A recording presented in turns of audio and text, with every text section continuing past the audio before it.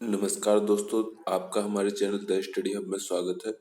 दोस्तों, आज के वीडियो लेक्चर में हम आरओ एआरओ प्रीलिम्स एग्जाम 2013 के जनरल स्टडी के पेपर को देखने वाले हैं। तो दोस्तों, अब हम सीधे पेपर की तरफ चलते हैं, देखते हैं क्वेश्चंस को।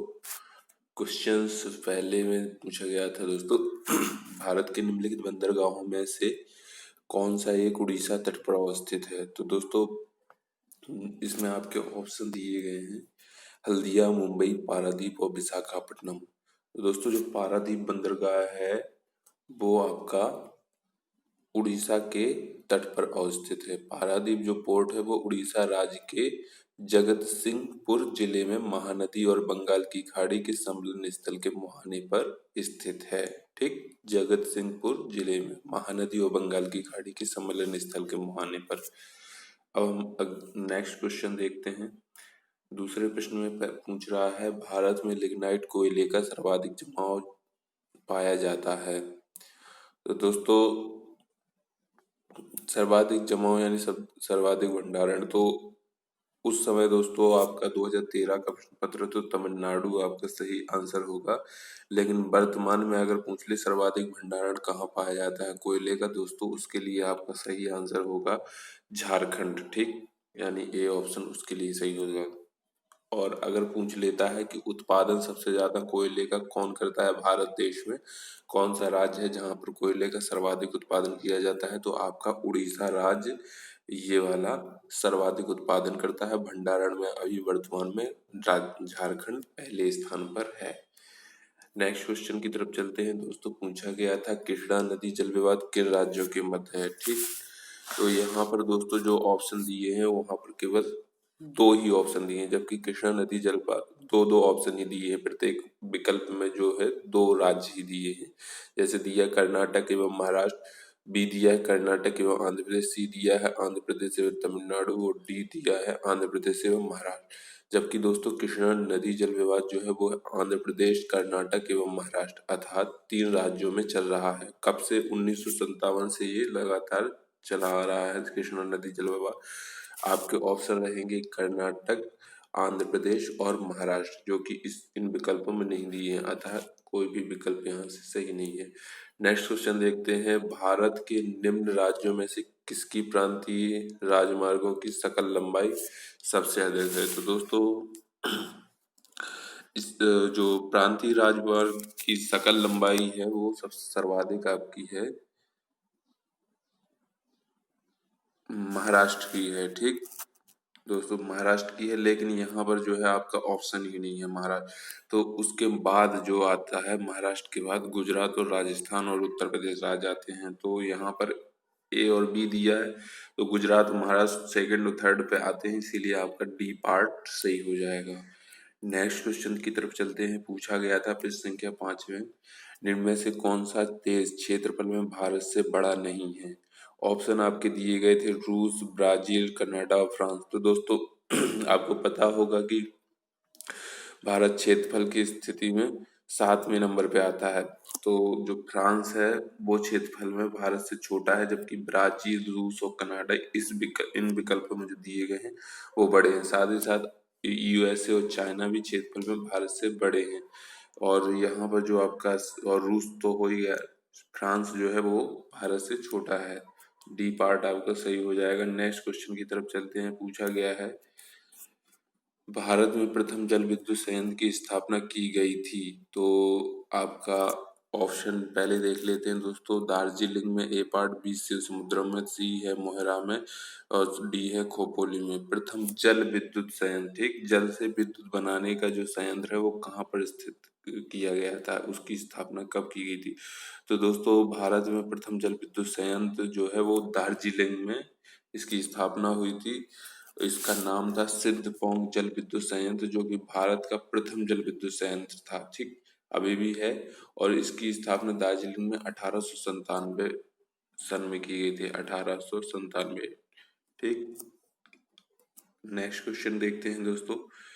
पूछा गया है, भारत में सर्वप्रथम खनिज तेल का कुआं खोदा गया था।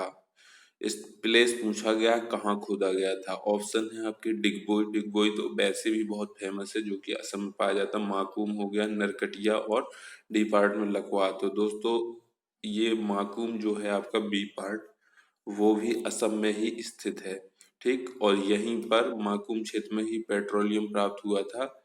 और लेकिन जो वास्तविक उत्पादन किया गया था दोस्तों, वो किया गया था डिगबोई से।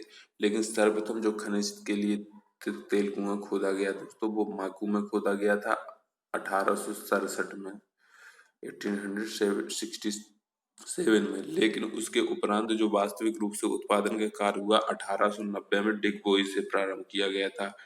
लेकिन जब भी आपसे खनिज तेल का सर्वप्रथम कहाँ खोदा गया पूछा जाए तो माकू में खोदा गया 1867 में, जो कि असम में लाया करता है। नेक्स्ट क्वेश्चन पूछते हैं, देखते हैं, सॉरी। निम्नलिखित में से कौन सा फूड लूज उद्योग का एक उदाहरण है? फूड लूज उद्योग का उदाहरण दोस्तों, फूड लूज उद्योग का उदाहरण जो है आपका, ऑप्शन देख लेते हैं। तेल शोधन, चीनी, सॉफ्टवेयर, एल्यूमिनियम। तो जो आपका सॉफ्टवेयर है वो फूड लूज उद्योग के अंतर्गत आता है, ठीक। कौन से उद्योग होते हैं दोस्तों फूड लूज? तो ऐसे उद्योग जो परिवहन या संसाधनों से प्रभावित हुए बिना किसी भी स्थान पर स्थित हो सकते हैं, फूड लूज उद्योग कहलाते हैं। इनके लिए ना तो परिवहन की बहुत ज्यादा आवश्यकता होती है, ना संसाधनों की। किसी भी स्थान पर इनको स्थापित किया जा सकता है। नेक्स्ट क्वेश्चन देखते हैं। पूछा गया है, निम्नलिखित नदी परियोजनाओं में से कौन ब्यास नदी के पौंग बांध के जल का उपयोग करती है? तो दोस्तों आपके ऑप्शन है इंदिरा गांधी नहर परियोजना, पौचमपाद परियोजना, मयूराक्षी परियोजना और नागार्जुन परियोजना। तो दोस्तों आपका जो राइट ऑप्शन है वो है ए पार्ट, इंदिरा गांधी नहर परियोजना। और इंदिरा गांधी नहर परियोजना है कहाँ? तो दोस्तों इंदिरा गांधी नहर पंजाब में सतलज और ब्यास नदियों के सम्मिलन स्थल से कुछ आगे सुल्तानपुर में स्थित हरके बैराज से प्रारंभ होती है, ठीक। तो जो आपने यहाँ पर क्वेश्चन को समझा कि ब्यास नदी के पौंग बांध के जल का उपयोग इंदिरा गांधी नहर परियोजना करती है, क्योंकि ये ब्यास और सतलज नदी के संलग्न बिंदु के कुछ आगे से ही निकलती है, हरके बैराज नाम का जो स्थान है, ठीक। आइए दोस्तों अब हम नेक्स्ट क्वेश्चन की तरफ चलते हैं।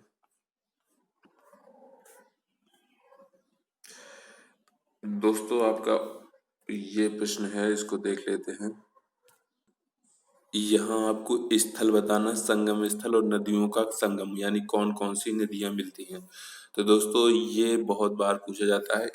इस प्रश्न में जो दिए गए हैं आपके ऑप्शन और जो स्थल दिए हैं, जैसे रुद्रप्रयाग, नंदप्रयाग, कर्णप्रयाग और देवप्रयाग। तो ये कौन कौन सी नदियां? भागीरथी, अलकनंदा, अलकनंदा मंदाकिनी और अलकनंदा पिंडार और विष्णु गंगा और मंदाकिनी। इन दोस्तों इनको देखने से पहले, ऑप्शन मिलाने के पहले, यहाँ पर दो ऑप्शनों में गलतियां भी हैं जो मैच नहीं हो रही। उसको हम समझने से पहले एक बार इनका चित्र मैप में समझ लेते हैं, कौन सी नदी का संगम कहाँ होता है और कौन कौन सी नदियां प्रवाहित हो रही हैं। तो आइए दोस्तों सीधे मैप की तरफ हम चलते हैं। देखिए दोस्तों यहाँ पर आप देख सकते हैं ये सारी नदियां निकली हैं जिनका संगम होता है विष्णुप्रयाग, रुद्रप्रयाग, कर्णप्रयाग, नंदप्रयाग, देवप्रयाग में। तो देखते हैं दोस्तों, पहले तो हम शुरू से ही समझते हैं कौन कौन सी नदी आई हुई है। सबसे पहले बद्रीनाथ की तरफ चलते हैं दोस्तों। बद्रीनाथ से निकली है अलकनंदा। बद्रीनाथ जो है वो विष्णु जी का स्थल है, यहाँ पर विष्णु जी की पूजा होती है। अलकनंदा निकली है। केदारनाथ से दोस्तों निकली है मंदाकिनी। मंदाकिनी नदी है, शिव जी की यहाँ पर पूजा होती है, ठीक। फिर इसके बाद गंगोत्री से आपकी भागीरथी निकली है, ना कि गंगा। फिर आगे चल के गंगा बनती है, उसके बारे में भी चर्चा करने वाले हैं। यमुनोत्री से दोस्तों निकली है यमुना जी, ठीक। तो ये आपने चार जो मुख्य नदियां निकली हैं उनके बारे में जान लिया। अब हम दोस्तों सीधे अलकनंदा की तरफ चलते हैं। अलकनंदा बद्रीनाथ से निकली हुई है। जैसे ही प्रवाहित होते हुए, ये नीले रंग में आप देख रहे होंगे, जैसे ही प्रवाहित होते हुए आगे बढ़ती हैं तो धौली गंगा नदी आके इनमें मिल जाती है। तो धौली गंगा जैसे ही मिलती है, वहां पर जो संगम बनता है उसे कहते हैं विष्णु प्रयाग। तो दोस्तों ये पहला संगम आपको क्रिएट हुआ। इसके पश्चात जैसे अलकनंदा की धारा चूंकि बड़ी है, इसीलिए नाम अब उस नदी का अलकनंदा ही रहता है। जैसे जैसे आगे बढ़ती है अलकनंदा, फिर आगे चल के नंदाकिनी नदी मिलती है अलकनंदा में, तो वहां पर जो संगम क्रिएट होता है वो होता है नंद प्रयाग। तो दोस्तों यहाँ पर तो याद रखना बहुत ही आसान है, क्योंकि नंदाकिनी अलकनंदा से मिल रही, इसीलिए नंद प्रयाग हो गया। जैसे जैसे फिर अलकनंदा आगे बढ़ती है और आगे जाके जो पिंडार गंगा नदी आके मिलती है अलकनंदा में, तो वहां पर संगम बनता है कर्णप्रयाग। ठीक, तो इस प्रकार ये आपका यहाँ कर्णप्रयाग तक हो गया। फिर अलकनंदा ही की धारा ही बड़ी रहने के कारण इसका नाम अभी भी अलकनंदा है और आगे जाती है। और जो केदारनाथ से मंदाकिनी नदी निकली है वो जब मिलती है अलकनंदा से, तो वहां पर दोस्तों क्या होता है, वहां संगम बनता है रुद्रप्रयाग का। ठीक, जब मंदाकिनी मिलती है। अभी भी इसका नाम अलकनंदा ही है। अलकनंदा जैसे जैसे आगे बढ़ती हुई जाएगी और जैसे ही भागीरथी जो आती है गंगोत्री से निकलने वाली नदी और मिलती है, तो वहां संगम बनता है दोस्तों देवप्रयाग। ठीक, फिर इसके बाद इसका नया नाम भागीरथी और अलकनंदा दोनों जब मिल जाती हैं तो नया नाम इसका यहाँ से जाना जाने लगता है गंगा नदी। फिर यमुना नदी तो आपको पता ही है कि आगे बढ़ते बढ़ते बढ़ते और ये उत्तर प्रदेश के इलाहाबाद नामक स्थान पर मिलती है, संगम कहलाता है उसको, हम संगम के नाम से ही बोलते हैं। वहां मिलके ये पूरी तरह से गंगा नदी कहलाती है। फिर ये आगे चल के बांग्लादेश में जाती है और ब्रह्मपुत्र से मिल जाती है और ब्रह्मपुत्र से मिलने के बाद मेघना कहलाने लगती है। तो वो आगे की कथा है। तो यहाँ पर दोस्तों हमने ये जान लिया कि ये जो मुख्य संगम है किन किन नदियों के मिलन से बनते हैं, जिनमें आपको दो तो तीन बिल्कुल आराम से याद ही हो जाएंगे और रखना भी है किसी भी क्वेश्चन कोई संगम वाला अगर ऐसा आता है। एक तो देवप्रयाग वाला है। तो दोस्तों देवप्रयाग जो है दो बड़ी बड़ी नदी मिलती हैं, कौन कौन सी, गंगोत्री से आने वाली भागीरथी और अलकनंदा, ठीक, बद्रीनाथ से आने वाली। और ये वाला भी याद रख लीजिएगा दोस्तों, रुद्रप्रयाग। रुद्रप्रयाग कहाँ का संगम किन किन नदियों पर होता है, तो दोस्तों जो मंदाकिनी नदी आती है केदारनाथ से और अलकनंदा का। ठीक, और बाकी ये जो दोस्तों नंद प्रयाग आपको याद रहेगा क्योंकि नंदाकिनी यहाँ नदी मिल रही है। और मुझे लगता है और याद करने की आवश्यकता नहीं है, तीन आप याद रख लीजिए, बाकी एक बचता है, कहीं भी ऑप्शन पूछा जाता है तो वो आप ऐसे ही सही कर लेंगे। एक आपको देवप्रयाग बहुत अच्छे से याद रखना, देवताओं के लिए है और यहाँ पर भागीरथी और अलकनंदा मिल रही है। दूसरा है मंदाकिनी और अलकनंदा मिलती है रुद्रप्रयाग में। और फिर नंदाकिनी वाला आपको ऐसे ही याद हो जाएगा। ठीक, नंदाकिनी और अलकनंदा मिलती है। तो दोस्तों यहाँ पर आपने देखा कि ये संगम हो गए। अब हम सीधे क्वेश्चन की तरफ चलते हैं।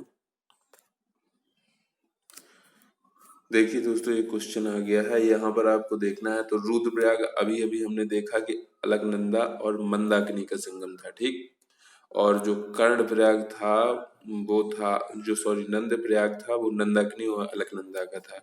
कर्णप्रयाग जो आपका संगम था वो अलकनंदा और पिंडार का संगम था। ठीक, और आपका जो बचता है देवप्रयाग, भागीरथी और अलकनंदा, यहीं से इसका नाम गंगा हो जाता है, भागीरथी और अलकनंदा।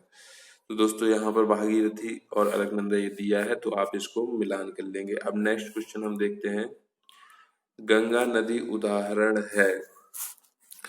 ऑप्शन आपके दिए गए हैं पूर्ववर्ती अपवाह का, बी में है अनुवर्ती अपवाह का, अक्रमवर्ती अपवाह का और परवर्ती अपवाह का। तो दोस्तों जो गंगा नदी है वो पूर्ववर्ती अपवाह का एक उदाहरण है। अगला क्वेश्चन देखते हैं, इनमें से कौन सा देश भारत के साथ सबसे लंबी स्थलीय सीमा बनाता है। तो आपके ऑप्शन है चीन, पाकिस्तान, बांग्लादेश और नेपाल। तो दोस्तों जो बांग्लादेश है सबसे लंबी सीमा बनाता है भारत के साथ, फिर इसके बाद चाइना का स्थान आता है। नेक्स्ट देखते हैं, निम्नलिखित में से कौन सा तट कोच्चि बंदरगाह से संबंधित है। तो दोस्तों जो मालाबार तट है वो आपका कोच्चि बंदरगाह से संबंधित है। ए पार्ट यहाँ पर सही हो जाएगा।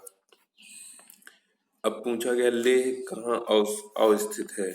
झेलम नदी के दाएं तट पर, झेलम नदी के बाएं तट पर, सिंधु नदी के दाहिने तट पर और सिंधु नदी के बाएं तट पर। तो दोस्तों सिंधु नदी ऐसे आती है, ये तो यहाँ पर यानी सिंधु नदी के जब ऐसे चलती है तो जैसे यहाँ खड़े होके हम अपने आप को एग्जाम करेंगे और जो हमारा दाहिना तट होता है वही पर जो ले है अवस्थित है, अर्थात सिंधु नदी के दाएं तट पर। सी ऑप्शन आपका सही हो जाएगा। नेक्स्ट है, निम्न में से कौन सा हिमनद सबसे बड़ा है। ऑप्शन आपके हैं सियाचिन, वाल, टेओरो, चोगोलुंगमा और बियाफो। तो दोस्तों जो सियाचिन हिमनद है वो ध्रुवीय क्षेत्र के बाहर विश्व का दूसरा सबसे लंबा अल्पाइन हिमनद है। यानी इन दिए गए ऑप्शनों में दोस्तों सियाचिन सबसे बड़ा आपका हिमनद है। ठीक, नेक्स्ट क्वेश्चन देखते हैं। लिखा हुआ है भारत के निम्न राज्यों में कौन रेल सेवा से वंचित है। तो दोस्तों ये आप देख रहे हैं 2013 का प्रश्न पत्र है। तो उस समय दोस्तों आपके जो राज्य दिए हैं त्रिपुरा, मेघालय, अरुणाचल प्रदेश, मिजोरम पूर्वोत्तर राज्य है। तो यहाँ पर जो मेघालय है दोस्तों, वहाँ पर उस समय रेलवे लाइन नहीं बिछी हुई थी। लेकिन अब वर्तमान में जो सारे राज्य दिए हैं चारों के चारों, सभी में रेल सेवा का संचालन किया जा रहा है। नेक्स्ट क्वेश्चन है, संयुक्त राज्य अमेरिका के दक्षिणी कैलिफोर्निया में मृत घाटी उदाहरण है। तो दोस्तों मृत घाटी जो है वो रिफ्ट घाटी का उदाहरण है। आपका डी पार्ट सही हो जाएगा। नेक्स्ट क्वेश्चन देखते हैं, निम्न में से कौन सा देश हीरा का सबसे बड़ा उत्पादक है। ऑप्शन है ऑस्ट्रेलिया, वेनेजुएला, रूस और बोस्वाना। तो दोस्तों रूस जो है वो सबसे बड़ा हीरे का उत्पादक देश है। नेक्स्ट क्वेश्चन देखते हैं, पूछा गया है था कि कुरियर सेवा से प्रतिस्पर्धा के लिए भारतीय डाक विभाग ने द्रुत डाक सेवा का आरंभ कब प्रारंभ किया था। द्रुत डाक सेवा यानी स्पीड पोस्ट का प्रारंभ दोस्तों 1 अगस्त 1986 में किया था, यानी डी ऑप्शन आपका सही हो जाएगा। नेक्स्ट देखते हैं, भारत की निम्न फसलों में से किस फसल के अंतर्गत उसके शुद्ध सकल कृषि क्षेत्र के सिंचित क्षेत्र का सर्वाधिक प्रतिशत है। तो ऑप्शन है आपके गेहूं, चावल, तिलहन, गन्ना। एक बार फिर से पढ़ते हैं, भारत की निम्न फसलों में से किस फसल के अंतर्गत उसके शुद्ध सकल कृषि क्षेत्र के सिंचित क्षेत्र का सर्वाधिक प्रतिशत है। ठीक, तो वो आपका है गन्ना। टी ऑप्शन सही होगा। नेक्स्ट देखते हैं, निम्न नदियों में से कौन अपने मार्ग में परिवर्तन करने के लिए कुख्यात है। तो ऑप्शन आप देख लेते हैं पहले, गंगा, कोसी, दामोदर और गोमती।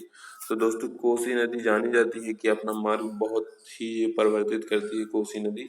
इस कारण इसको दोस्तों बंगाल का शोक के भी कहा जाता है। नेक्स्ट क्वेश्चन देखते हैं, पूछा गया कोंकण रेलवे जोड़ता है।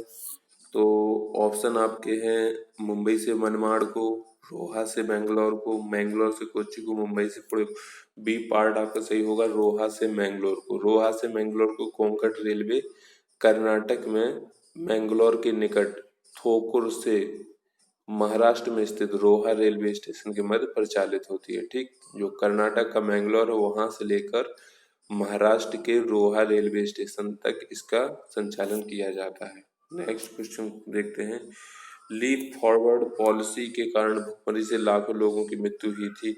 ऑप्शन दिए गए हैं, मतलब ये लीप फॉरवर्ड पॉलिसी कहाँ पर अपनाई गई थी, किस देश की पॉलिसी है जहाँ पर भुखमरी से लाखों लोगों की मृत्यु हुई। तो दोस्तों आपका ऑप्शन है रूस, वियतनाम, चीन और जर्मनी। तो आपका सही पार्ट होगा सी पार्ट, चीन। द ग्रेट लीप फॉरवर्ड एक आर्थिक एवं सामाजिक नीति है। ठीक, इसे चीन कम्युनिस्ट पार्टी ऑफ चाइना ने 1958 से लेकर 1961 के बीच लागू किया था, जो कि विफल रही और लाखों लोगों की इस कारण मृत्यु भी हुई थी। नेक्स्ट देखते हैं, चेरनोबिल परमाणु आपदा घटित हुई थी। तो दोस्तों ये चेरनोबिल परमाणु आपदा है, ये किस देश में घटित हुई। ऑप्शन आपके हैं फ्रांस, जापान, यूक्रेन, जर्मनी।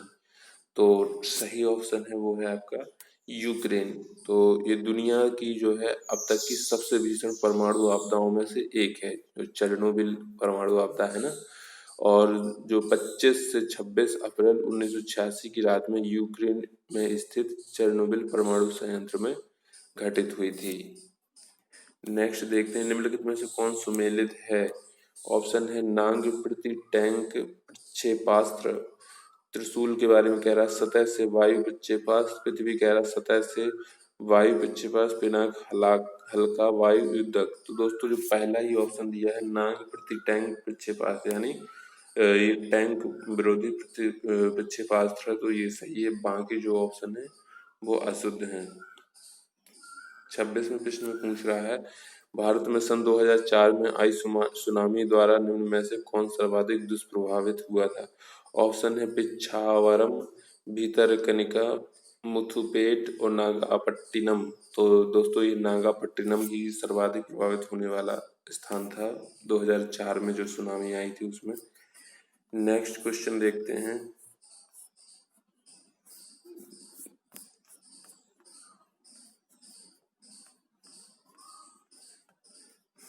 हाँ, क्वेश्चन आपका है निम्नलिखित में से कौन सा खनिज केरल में बहुतायत में पाया जाता है।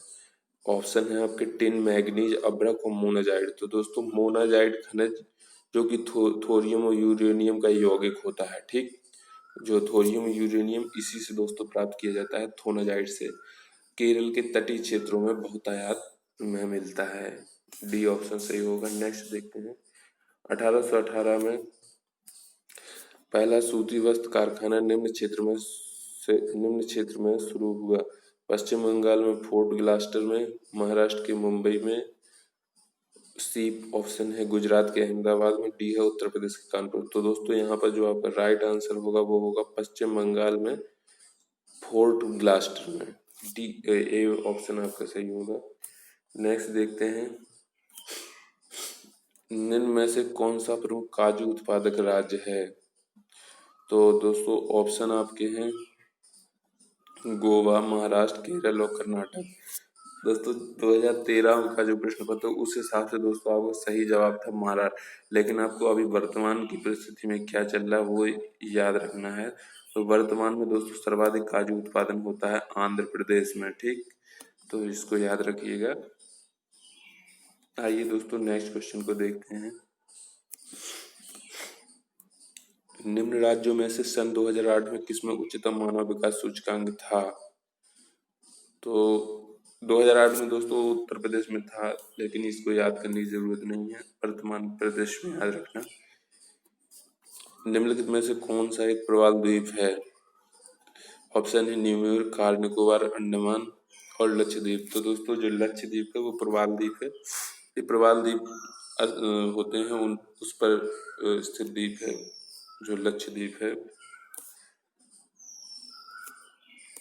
32वें प्रश्न में कह रहा है निम्नलिखित में से किस तट से भारत का औसत समुद्र तल नापा जाता है। तो ऑप्शन है आपके मुंबई, चेन्नई, कोचीन और विशाखापट्टनम। तो दोस्तों चेन्नई का जो तट है वहां से ही भारत का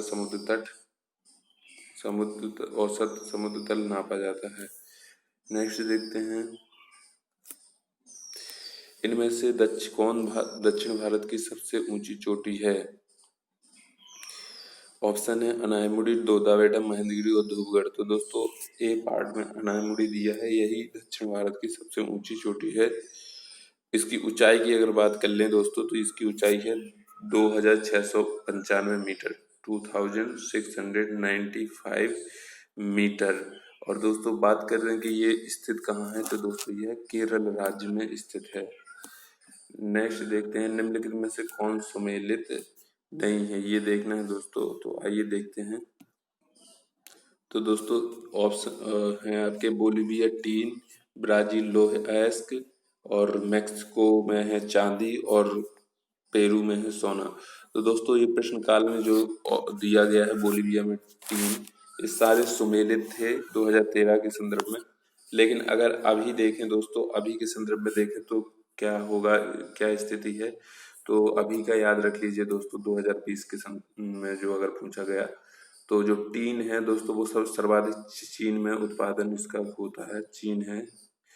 अगर लोहे अयस्क की बात करें तो दोस्तों इसमें भी चीन प्रथम स्थान पर है। अगर चांदी की बात करें दोस्तों तो चांदी में मैक्सिको है, पहले भी था मैक्सिको और अभी भी मैक्सिको ही है।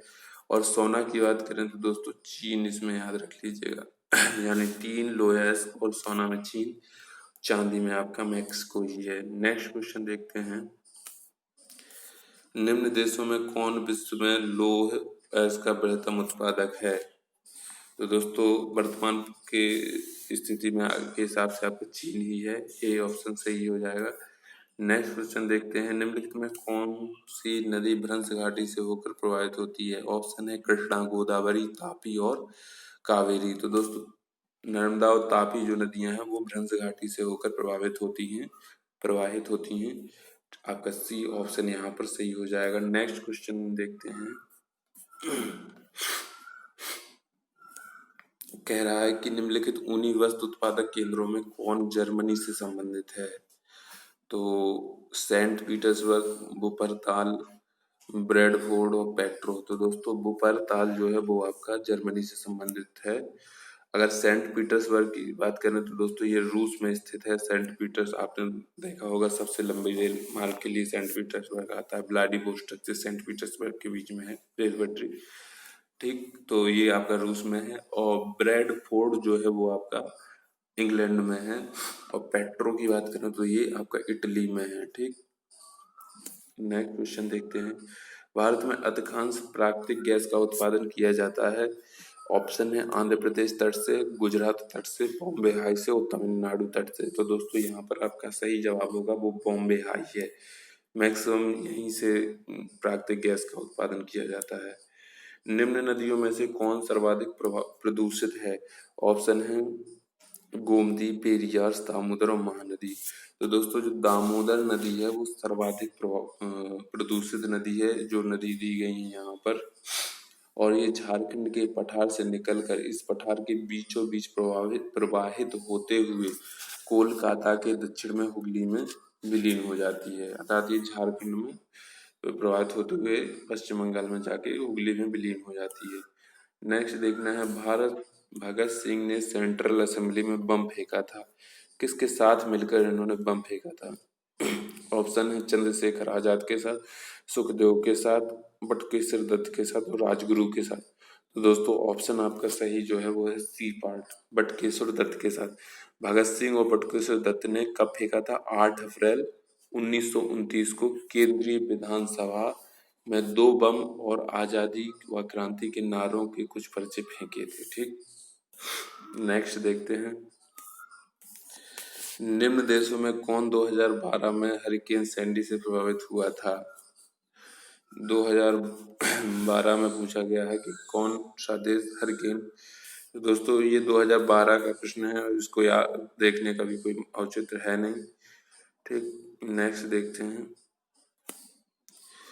निम्नलिखित में से किस नदी के तट पर बद्रीनाथ का प्रसिद्ध मंदिर स्थित है? तो बद्रीनाथ का अभी दोस्तों हम संगम देखा ही था कि जो अलकनंदा नदी निकली है वो बद्रीनाथ से निकली है। अर्थात अलकनंदा नदी के तट पर बद्रीनाथ है और जो मंदाकिनी नदी निकली है वो केदारनाथ से निकली हुई है। ठीक, तो केदारनाथ का मंदिर मंदाकिनी नदी के तट पर हो गया और मंदाकिनी और अलकनंदा आगे चल के ये मिल जाती हैं। ठीक, और नेक्स्ट देखना है हमको गंगोत्री जो भागीरथी है वो गंगोत्री से निकली है और यमुना नदी यमुनोत्री से निकली है। नेक्स्ट देखते हैं। इसमें दोस्तों क्या बताना है कि किसी गांव की जनसंख्या, कह रहा है कि किसी गांव की जनसंख्या 20% की दर से घटती है। यदि इसकी जनसंख्या 2 वर्ष पहले 10,000 थी तो इस समय इसकी जनसंख्या क्या होगी? तो दोस्तों 2 वर्ष पहले 10,000 थी तो घट रही है ना, 20% घट जा रही है। 10,000 थी यहाँ, अब 20% घटने पर कितना 80/100 हो जाएगा नेक्स्ट ईयर, यानी 8/10 यानी 4/5 ये हो गई। पहले 80/10 ही लिखो, 100 लिखो क्योंकि यहाँ 0 0 कट ही जाने हैं। फिर 80/100 नेक्स्ट ईयर के लिए घटेगी तो 2 जीरो से 2 जीरो यहाँ के 2 2 4 जीरो से ये 10,000 का पूरा कट गया।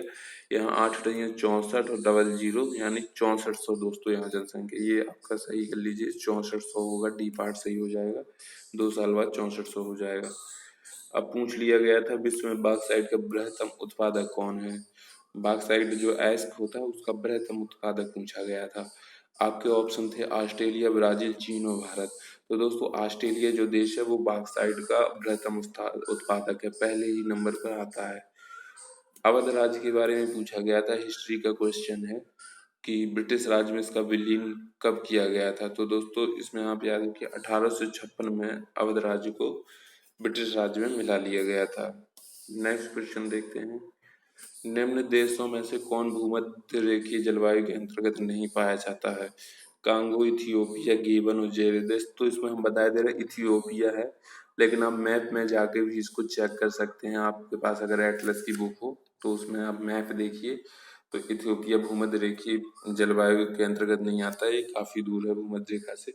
नेक्स्ट क्वेश्चन देखते हैं, निम्न राज्यों में से कौन सा पवन ऊर्जा के उत्पादन में प्रथम स्थान रखता है?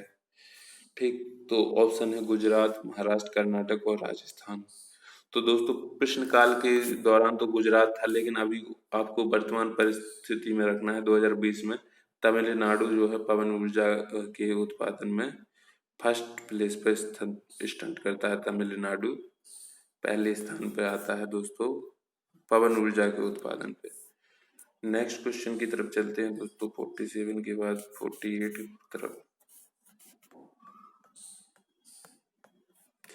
हाँ, यहाँ पर दोस्तों कह रहे हैं कि कोई धन 5% वार्षिक साधारण ब्याज की दर से कितने वर्षों में टुकड़ा हो जाएगा? तो इसमें कुछ नहीं दोस्तों, जो कह रहा है कि 5% वार्षिक साधारण ब्याज की दर से कितने वर्षों में, तो साधारण सिंपल इंटरेस्ट बराबर होता है मूलधन यानी PR और T, मूलधन दर गुणे और समय को गुणा करके 100 का डिवीजन कर दे। अब कह रहा है कि दुगना कर रहा है, यानी सिंपल इंटरेस्ट भी उतना ही हो जाएगा जितना P है, यानी यहाँ P रख दो इसकी जगह, P से P कट जाएगा, यहाँ R की जगह 5 आ जाएगा। T आपसे पूछा गया है तो T की वैल्यू जो होगी 100 यहाँ इस तरफ ले जाएंगे तो ऊपर से चला जाएगा 5 नीचे, तो यानी 20 वर्ष निकल के यहाँ पर आ जाएगी। आपका C ऑप्शन सही हो जाएगा। यहाँ पर नेक्स्ट प्रश्न में कह रहा कि फ्रांस तथा स्पेन के बीच सीमा बनाने वाला पर्वत कौन सा है? तो दोस्तों इसमें आपका जो ऑप्शन एक बार देख लेते हैं, एपेनाइन्स हो गया, आल्पस हो गया, जुरा हो गया, पेरिनीज। तो दोस्तों फ्रांस और स्पेन के बीच में जो पेरे पेरिनीज पर्वत है वो फ्रांस एवं स्पेन के बीच सीमा बनाता है। ठीक, नेक्स्ट क्वेश्चन देखते हैं। यहाँ सूची दी गई है नदी और बांध के बारे में दिया गया है आपको इन्फॉर्मेशन कि कौन सी नदी पर कौन सा बांध बनाया गया है। विश्व भूगोल का प्रश्न है। तो दोस्तों सबसे पहले आप जेम्बेजी देख लो। जेम्बेजी जो बांध है वो कैरीब बांध बनाया गया जेम्बेजी नदी पर, आसानी है। ठीक, और नील नदी पर अस्वान बांध बनाया गया है, ये भी दोस्तों बहुत ही ज्यादा रिपीटेड है। और नेक्स्ट देखते हैं, दामोदर पर दोस्तों बनाया गया पंचेत हिल। ठीक, ये हो गया आपका। और कोलोरेडो जो बनाया गया वो कोलोरेडो नदी पर हूबर डैम बनाया गया। इस प्रकार ये आपके मैच हो गए। अंतर्राष्ट्रीय व्यापार में किस देश की अधिकतम हिस्सेदारी है? तो दोस्तों सबसे ज्यादा अगर हिस्सेदारी की बात करें अंतर्राष्ट्रीय व्यापार में आपके ऑप्शन के हिसाब से चीन, फ्रांस, जर्मनी और संयुक्त राज्य अमेरिका में, तो दोस्तों सबसे पहले स्थान पर आपका USA आता है। ठीक, अगर दूसरे स्थान की बात करें तो दोस्तों चाइना आता है। ठीक, ये सेकंड प्लेस पे स्टैंड करता है। और जर्मनी जो है वो थर्ड स्थान पे है अंतर्राष्ट्रीय व्यापार में, यानी USA सबसे बड़ा बिजनेसमैन है इंटरनेशनल लेवल पर। यूरोप के लौह अयस्क उत्पादक देशों में फ्रांस का स्थान कौन सा है? तो इसमें फ्रांस का स्थान दोस्तों चौथे स्थान पर आता है यूरोप में लोहा उत्पादन के स्थान पर। ठीक, नेक्स्ट क्वेश्चन देखते हैं। स्वेज नहर के दोनों सिरों पर स्थित पत्तन युग्म बताना है। तो इसमें दोस्तों पोर्ट सईद तथा पोर्ट स्वेज, यानी आपका D ऑप्शन सही हो जाएगा। पोर्ट सईद और पोर्ट स्वेज, एक पत्तन पे पोर्ट सईद है और दूसरे पत्तन पे पोर्ट स्वेज है। नेक्स्ट देखते हैं, निम्नलिखित में से कौन सा देश आर्कटिक वृत्त के दक्षिण में पाया जाता है? ऑप्शन है आपके फिनलैंड, आइसलैंड, नॉर्वे और स्वीडन। तो दोस्तों जो आइसलैंड है वो आर्कटिक वृत्त के दक्षिण में पाया जाता है। बाकी जो ऑप्शन आपके दिए गए हैं फिनलैंड, नॉर्वे, स्वीडन, ये आर्कटिक वृत्त से इन देशों से होकर गुजरता है। याद रखिएगा, एक बार मैप से जरूर इन क्वेश्चनों को देख लिया करिए दोस्तों। किस देश में बाजार आधारित लौह एवं इस्पात के कारखाने पाए जाते हैं? आपका यहाँ पर दोस्तों सही ऑप्शन होगा क्या? चीन, भारत, जापान और यूनाइटेड किंगडम। तो जापान में दोस्तों, जापान में लोहे एवं इस्पात के बाजार आधारित कारखाने पाए जाते हैं। नेक्स्ट क्वेश्चन देखते हैं दोस्तों, 56। अंधी घाटियां पाई जाती हैं, ठीक। ऑप्शन है कार्स्ट कार्स्ट प्रदेश में, शुष्क प्रदेश में, हिमानीकृत प्रदेश में और टुंड्रा प्रदेश में। तो दोस्तों अंधी घाटियां जो होती हैं वो कार्स्ट प्रदेश में पाई जाती हैं। तो नदियां बहती हैं दोस्तों इन अंधी घाटियों में समा जाती हैं और विलुप्त हो जाती हैं, सीधे पाताली मार्ग से होते हुए समुद्र में मिलती हैं। ऐसी जो घाटियां होती हैं वो अंधी घाटियां कहलाती हैं, एक कार्स्ट प्रदेशों में पाई जाती हैं। यहाँ फिर से सूची आई है दोस्तों, पर्वत दिए गए हैं और इनके टाइप बताना है कि पर्वत किस टाइप का है। जैसे आल्पस पर्वत कैसा पर्वत है, तो दोस्तों आल्पस पर्वत बलित पर्वत का एक प्रकार होता है। वो जेज जो पर्वत है वो है भ्रंशोथ पर्वत का जो एग्जाम्पल होता है। बिंद पर्वत है वो है अवशिष्ट पर्वत का उदाहरण होता है। फ्यूजियामा ज्वालामुखी पर्वत है, ठीक। फ्यूजियामा तो वैसे भी आपने सुना होगा बहुत ज्यादा। निम्नलिखित में से कौन सा देश नील नदी द्वारा अपवहित नहीं होता है? तो इसमें चार आपका उत्तर है, नील नदी द्वारा नहीं अपवहित होता है, यहाँ से नील नदी नहीं गुजरती। निम्न देशों में से ऊन का सबसे बड़ा उत्पादक पूछा गया था दोस्तों। तो ऊन का सबसे बड़ा उत्पादक प्रश्न 2013 के संदर्भ में अगर हम बात करें तो चीन था, ठीक। लेकिन अगर वर्तमान परिदृश्य में अगर हम बात करें तो ऊन का सबसे बड़ा जो उत्पादक है वो है आपका ऑस्ट्रेलिया। वर्तमान की बात करी जा रही 2020 की, ठीक। अब यहाँ बात करी गई थी हिस्ट्री के प्रश्न में, तृतीय आंग्ल मराठा युद्ध संबंधित है। तो दोस्तों सर जॉन सॉर से, लॉर्ड विलियम से, लॉर्ड हेस्टिंग से और लॉर्ड कर्नल। तो लॉर्ड हेस्टिंग से संबंधित है दोस्तों। इसमें क्या हुआ था, मराठा सरदारों और अंग्रेजों के मध्य युद्ध हुआ था। लॉर्ड हेस्टिंग्स से 1817 से 1818 की बात है दोस्तों, ठीक। नेक्स्ट क्वेश्चन देखते हैं दोस्तों, एक करंट अफेयर्स है उत्तर प्रदेश का 2013 का, कोई मतलब का नहीं। 65वें प्रश्न को जरूर देखना है दोस्तों। इसमें फसल दी गई और प्रदेश दिया गया है, मैचिंग करनी है इसमें। तो रबर के लिए दोस्तों पता ही होगा मलेशिया जो है वेरी फेमस, कहवा जो है उसके लिए दोस्तों कोलंबिया, जैतून की अगर बात करें तो उसके लिए है इटली और गन्ना की बात करें तो उसके लिए है मॉरिशस। नेक्स्ट क्वेश्चन की तरफ चलते हैं दोस्तों।